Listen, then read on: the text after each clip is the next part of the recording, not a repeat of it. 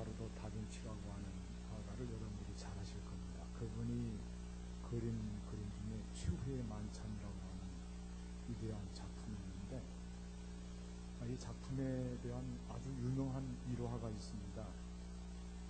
이 작품을 완성해서 가까운 측근들에게 먼저 발표를 할 때가 되었는데, 그들이 다 와서 그 작품을 보는 순간 눈이 휘둥그레지면서 여기저기서 탐성이 나오고 대단하다, 대단하다, 멋지다 하더니 그 중에 친구 하나가 예수님이 들고 있는 그 최후의 만찬에 들고 있는 잔을 보면서 야, 저 잔을 저렇게 멋지게 그릴 수가 있는가 하고 칭찬을 할 때, 이 그림을 그린 레오나르도 다빈치가 갑자기 붓을 갖고 색깔을, 그 물감을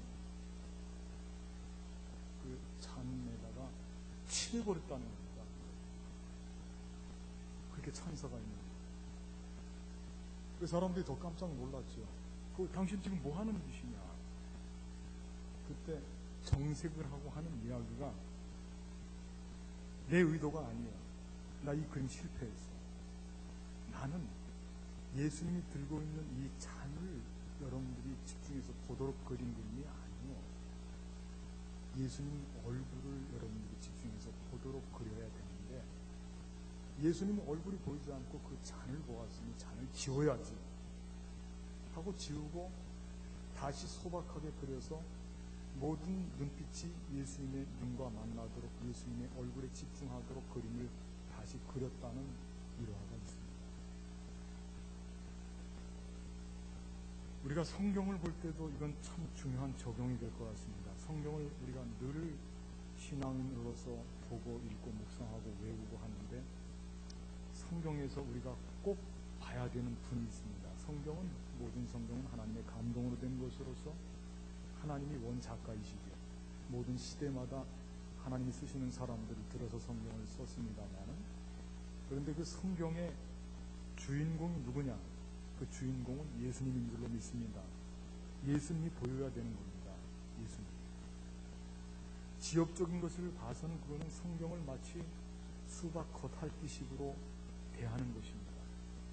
특별히 오늘이 여러분들 주연절 마지막 6번째 주일인데, 이 주연절의 의미는 현현하시는 예수님을 우리가 발견하고 그분을 만나고 그분께 대해서 참되고 진실한 그리스도 고백, 메시아 고백을 할 수 있도록 이끌어주는 절기가 주연절인데, 오늘 마지막 주입니다.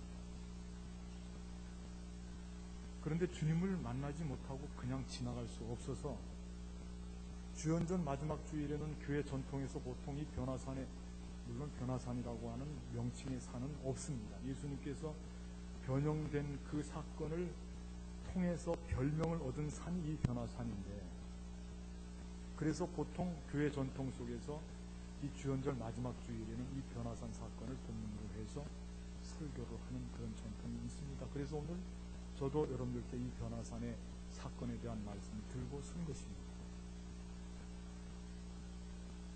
우리가 이 성경 말씀에서 다른 것을 보지 않고 예수님께 집중할 수 있는 시간이 되기를 바라겠습니다.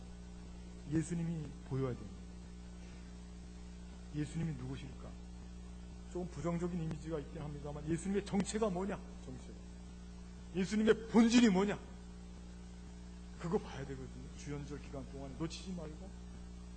그게 보이지 않으면 우리 실패하는 겁니다. 신앙생활 하면서도 우리가 예수님께 집중해서 예수님이 누군지 그 본질과 예수님의 본래 모습을 놓친다면, 그건 신앙이 마치 모래 위에 집을 지은 것과 같은 흔들리는 신앙입니다. 그래서 우리가 예수님께 집중해서 예수님을 만나고 보고 체험하고 예수님을 고백하는 그런 신앙이 우리 신앙이 되어야 되는 거거든요. 그래서 오늘 본문의 말씀을 통해서 대체 예수님이 어떤 분이신가? 예수님의 본질입니다. 그 부분을 오늘 말씀이 가르쳐주는 대로 여러분들께 소개를 하려고 합니다. 오늘 여러분들이 주연절 마지막을 보내면서 예수님에 대한, 현현해 주시는 예수님에 대한 분명한 발견과 나의 참된 고백이 뒤따라오는 우리 신앙의 생활이 되기를 바라겠습니다. 첫째, 저를 한번 따라하겠습니다. 예수님은 지극히 거룩하신 분이다. 지극히 거룩하신 분, 최고로 거룩하신 분. 오늘 말씀에 3절 말씀에 보니까 그들 앞에서 변형돼서 그 옷이 광채가 나며 세상에서 빨래하는 자가 그렇게 희게 할 수 없을 만큼 매우 희어졌더라. 그렇게 기록이 되어 있거든요. 여기서 중요한 단어는 광채입니다. 광채인데 이 광채가 어느 정도의 광채냐면 오늘 본문에서는 비교급으로 썼습니다. 그런데 이건 사실 비교급으로 쓸 그런 광채가 아닙니다. 이건 이 본질이 다른 광채입니다. 말씀에서 보면 세상에서 빨래하는 자가 그렇게 희게 할 수 없을 정도로 밝은 광채라고 그랬는데 뭐 빨래하는 기술이 약해서 더 희고 덜 희고 그런 광채가 아니에요. 본질적으로 다른 광채, 예수님이 입고 계시는 옷의 광채는 세상에 다른 사람들이 입는 옷의 광채와는 이 본질적으로 차이가 있는 광채가 난다. 광채가 난다. 그걸 강조하고 있습니다. 예수님이 입고 있는 옷이 어떤 옷일까? 몇 해 전에 결세하신 하용주 목사님의 표현으로 한다면 이건 천국의 복장이에요. 천국의 복장. 그분은 이 부분을 이 예수님이 입고 있는 이 옷을 천국의 복장을 하시고 지금 변화산에서 우리에게 현현해 주시고 계십니다. 그렇게 설명을 했습니다. 세상 사람들이 입는 옷이 아니라 이거예요. 세상 사람들이 아무리 희게 만들어도 흰 빛깔이 아니라 이건 하늘에서 입고 있는 하늘의 거룩한 그런 광채가 예수님이 입고 있는 옷에서 이게 지금 풍겨난다. 오늘 본문의 말씀에는 없습니다만 오늘 본문의 말씀과 병행 구조를 이루고 있는 다른 성경 말씀에는 예수님의 얼굴도 나와 있거든요. 마태복음 17장에 나와 있습니다. 그런데 그 예수님의 얼굴은 그럼 또 어땠을까? 예수님의 얼굴은 해같이 빛났다고 기록되어 있어요. 오늘 본문에는 없어요. 해같이 빛났다. 이런 모든 모습들이 예수님께서 지극히 거룩한 분이라고 하는 것을 지금 모두가 다 함께 경험하고 그걸 표현하고 있는 표현입니다. 해같이 빛나는 예수님의 얼굴, 세상에서 어떤 것과도 비교할 수 없는 광채 나는 예수님의 이 요한계시록의 표현대로 한다면 세마포 같은 것, 그건 예수님께서 우리와 견줄 수 없는 예수님의 지고한 거룩성을 갖고 있는 분이다. 그런 뜻입니다. 예수님은 거룩하신 분입니다. 그게 예수님의 본질입니다. 여러분들 여기서 우리가 중요한 신앙의 한 개념을 찾을 수가 있는데 신앙생활이라고 하는 건 뭐냐? 지극히 거룩하신 분이 우리를 위해서 지극히 불결한 우리에게 강림하셨다라고 고백하는 게 그게 신앙이에요. 이게 아름다운 신앙이에요. 예수님께서 우리에게 현현해 주시지 않고 나타나시지 않으면 그 어떤 누구도 예수님과 만날 수 없다고 고백하는 거예요. 예수님이 지금 내려오신 겁니다. 그 거룩하신, 가장 거룩하신 하늘 보좌의 자리를 박차고 이 땅에 가장 불결한 우리에게, 죄인에게, 바로 나에게 예수님께서 내려오셨다는 말씀. 모든 벽을 허물고 장애물들을 다 물리치고 가장 불결한 나를 만나 주시고 계신다는 뜻입니다. 저는 이 일은 보통 사건이 아니라고 생각해요. 어디 예수님의 제자들 베드로도 그렇고요. 그들은 뭐 평생 가만 놔두면 갈릴리 바닷가에서 고기나 잡고 이렇게 서민으로 살 사람들이에요. 내세울 게 없는 사람들이죠. 더럽고 흉이 많고 죄가 많은 사람들입니다. 그러나 예수님께서는 그들을 만나시고 선택하십니다. 너희가 나를 택한 것이 아니라 내가 너희를 택하여 세웠다. 그렇게 말씀하셨거든요. 지체가 높을수록 만나기가 어렵습니다. 그분과 함께 하기도 어렵고 같이 지내기도 어렵고 교제하기도 어렵고 뭐 이를테면 대통령을 한번 찾아가려고 그러면 보통 일이 아니죠. 우리 지난번에 우리 이상철 집사님 대통령 찾아가셨다고 그러는데 아마 절차가 복잡했을 거예요. 신문 다 밝혀야지. 왜 가는지 이유를 분명한 이유가 있어야지. 그 다음에 언제 어느 날 몇 시 어떻게 간다 다 보고하고 통보하고 예비돼야 됩니다. 즉각적인 건 없습니다. 그 다음에 문을 한 개, 두 개, 세 개, 뭐 여러 차례의 문을 넘어서 그렇게 해서 결국은 잠깐 만나게 되는 거 아닙니까? 요즘에 제가 신방을 하다 보니까 아파트에 가서 참 이 많은 느낌이 있습니다. 아파트에 딱 들어서자마자 벌써 바리케이트가 딱 서 있어요. 바리케이트. 그래서 문을 끄끔히 열고 그 경비 아저씨한테 우리 메토 어디 갑니다 하고 보고를 하지 않으면 이 바리케이트가 올라가지 않습니다. 그 좀 아파트 그 넓은 마당에 주차를 좀 시키면 안 됩니까 그거? 지나가는 사람도 주차시킬 수도 있고 그 아파트 찾아온 사람이면 그 아파트 주민들하고 좀 관련이 있는 사람들 아닙니까? 그 손님을 그렇게 박대합니까? 그거 왜 그럽니까? 그게 뭐 안전 때문에 그럽니까? 대체 뭐 귀찮아서 그럽니까? 그거 관리하기 싫어서 편하게 하려고 그러는 거 아닙니까? 도둑 때문에 그럽니까? 그런다고 도둑이 안 듭니까? 아무리 막아보려고 하십시오. 그래도 도둑은 들어요. 지금 우리가 지금 서로가 감을 쌓고 막고 갈아막고 소통이 되지 않도록 그렇게 하면서 점점 그게 무슨 마치 사회가 발전하는 사회처럼 발전하는 사회로 나가는 것처럼 지체가 높고 좋고 값비싸고 좀 화려한 곳일수록 아마 더 그럴 거예요. 우리를 막습니다. 담이 쌓이는 것입니다. 하물며 하나님과 같은 거룩한 이 분께서 만약 우리가 주님께로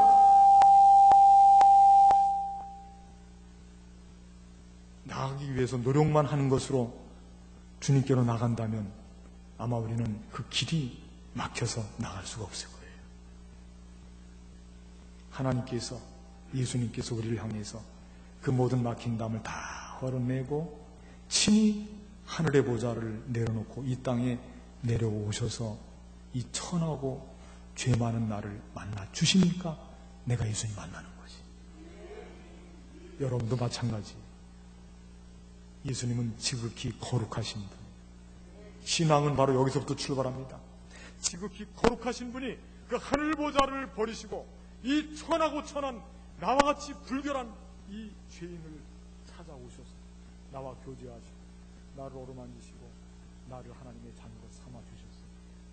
우리는 이 주님을 주님만이 그리스도이십니다라고 고백하지 않을 수가 없는 줄로 믿습니다. 오늘 주님의 본질입니다. 본질. 주님의 정체입니다. 가장 거룩하신. 두 번째 저를 따라하시겠습니다. 예수님은 지극히 존귀하신 분이다. 아멘. 예수님은 지극히 거룩하신 분일 뿐만 아니라 지극히 존귀하신 분이다. 존귀하신 분. 예수님과 비교가 될 수 없을 정도로 예수님은 가장 존귀하신 분이에요. 오늘 말씀 보니까 지금 4절 말씀에 그렇게 기록이 되어 있거든요. 같이 한번 읽어볼까요? 4절 말씀. 이에 시작. 이에 엘리야가 모세와 함께 그들에게 나타나 예수와 더불어 말하거늘. 그렇게 되어 있죠. 엘리야와 모세가 예수님과 함께 말한다. 여러분들이 이 부분을 보면 아마 예수님이 어느 정도로 존귀하신 분일까 그렇게 예수님을 가늠할 생각을 하는 분들이 있을 거예요. 그래서 이스라엘 백성들이 가장 위대하게 생각하는 한 선지자 엘리야, 하나님께서 주신 말씀 율법을 제정해서 그걸 백성들에게 반포했던 정말 이스라엘의 최고의 지도자인 모세, 그분들과 같은 반열의 예수님이 아닌가 그렇게 우리가 생각하도록 아마 지금까지 여러분들이 그런 선입관을 갖고 있을 겁니다. 그런데 오늘은 여러분들이 그런 생각을 조금 고치도록 제가 도와드리겠습니다. 모세는 물론 성경 말씀 구약 성경 출애굽기 33장 11절 말씀 보니까 모세는요 하나님과 대면하여서 친구처럼 사람이 친구처럼 하나님과 대면하여서 말씀을 함께 나눈 사람이라고 기록되어 있어요. 보통 일이 아니죠. 사람이 하나님 보면 어떻게 되죠? 죽죠. 모세는 특별 예외적인 상황. 하나님 볼 수 있는 사람도 그렇게 되어 있어요. 모든 민족, 이스라엘 민족들이 모세는 가장 위대한 지도자로 생각하고 있고 그건 전통 속에서 지금까지 흘러오고 있습니다. 엘리야는 누구냐? 엘리야는 남과 북이 나눠졌을 때 북쪽 이스라엘에서 이 시대적으로 볼 때 이스라엘이 최고의 침체기, 우상을 아주 얼마나 열심으로 섬겼는지 그 아합 왕 때의 일인데 아합 왕의 그 왕비가 이세벨이거든요. 그 우상을 섬기는데 아주 나선 사람입니다.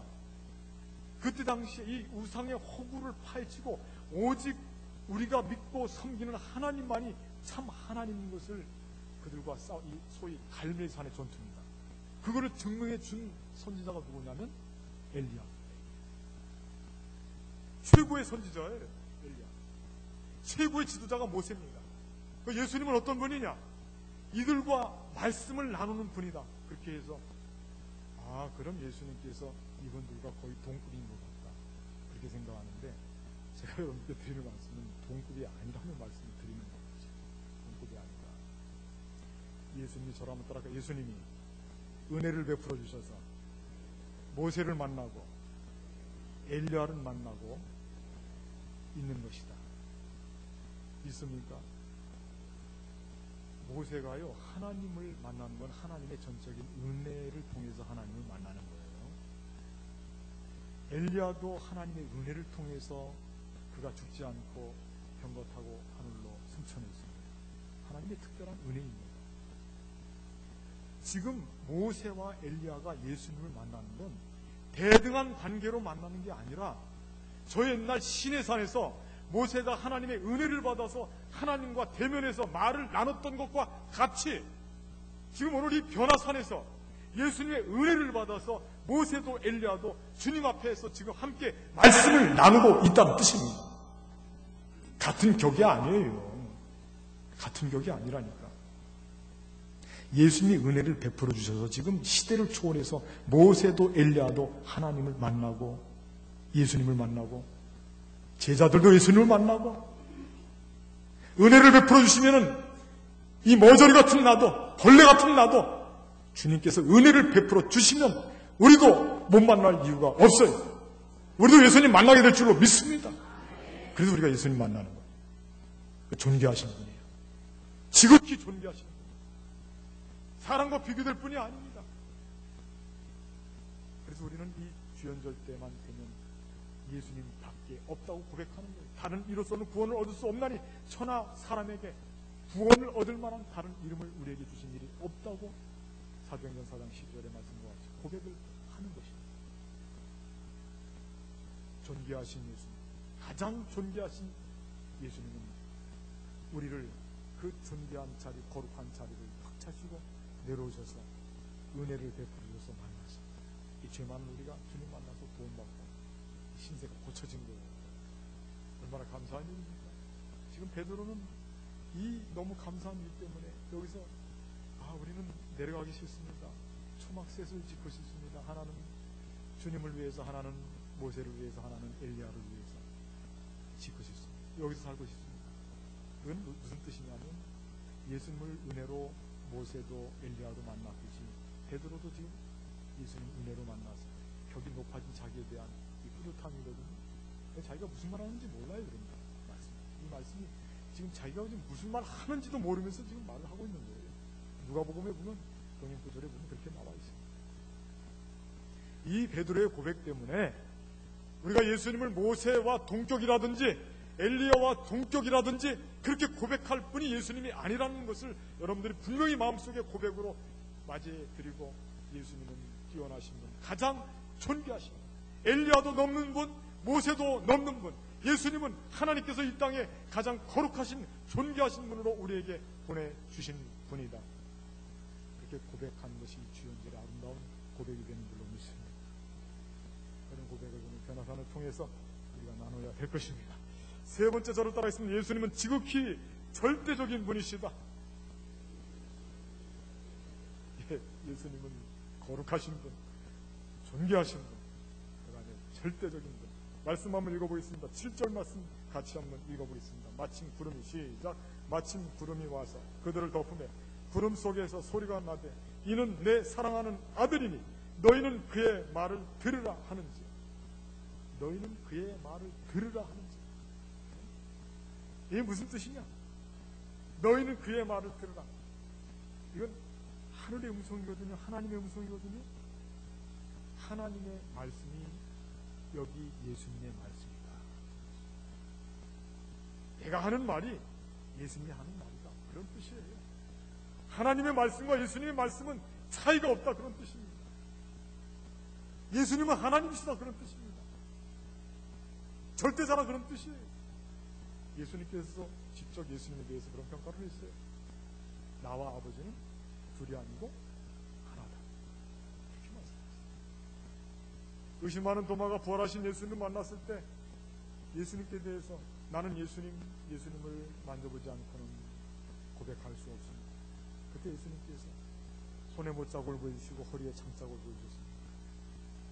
그러면서 하시는 말씀입니다. 너는 나를 본고로 믿느냐? 그때 여러분, 그때 도마가 이 예수님을 고백하는 그 장면이 아주 명장면이에요. 그 장면.